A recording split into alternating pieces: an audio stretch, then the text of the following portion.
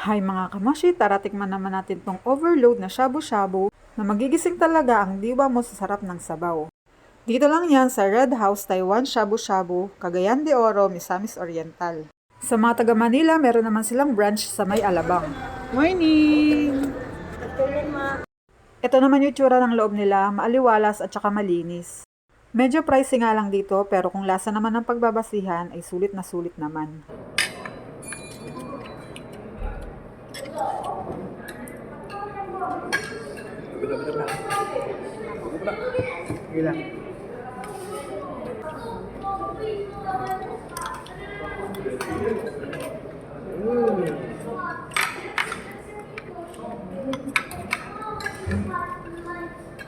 Ito ko kayo din alam.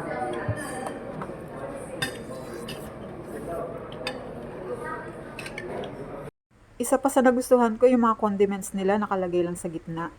Ikaw na yung magsasawang kumuha. Hindi ko kaya tikman yung pera.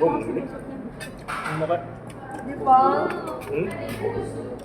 Bakit? Excuse me mo ng mushroom. Ay, oo. Hindi lang ako nakikita ganyan mushroom. Ginaganyan siya. Parang fish ball na Right na. Yan, gano'n nag-gigil. Gigil ko pa. Kaya mag-gigil na. Ang aroma siya. masarap yung scallops nila. Yan yung kinakain ni Rich ngayon. Sarap. Sabi.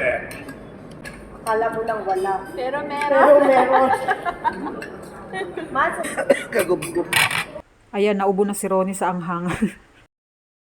Galing ka galing. Hindi estado. yeah. Ito. Lipat ka. Ito Alam na? Alam na sa sawang laki? Hindi, makakala ko sili. Labas ako. Tulog. Ayaw ko lang sa sawang ito. Ito pala.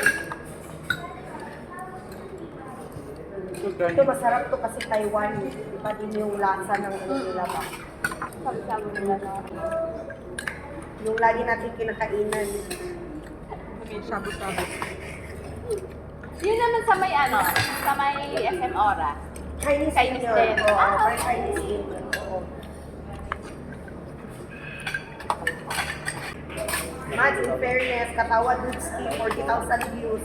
Pinapakaura. Food at saka yung mga places. Ngayon na 40 na. Wow! Malaki. Kasi nag-smell na lang ako. Ha? Ang rolls na, brothers, ha? Last na? Busog ka? Kana. Kuning na gilaw? Gilaw din eh.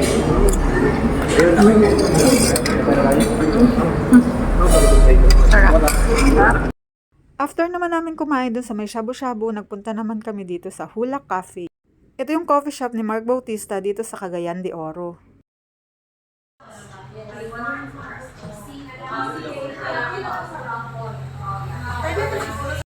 Ito naman yung view niya sa taas. At ito na nga, inulan na nga kami mga kamoshi, pero okay lang, bumagay naman yung kape sa panahon. Wala naman.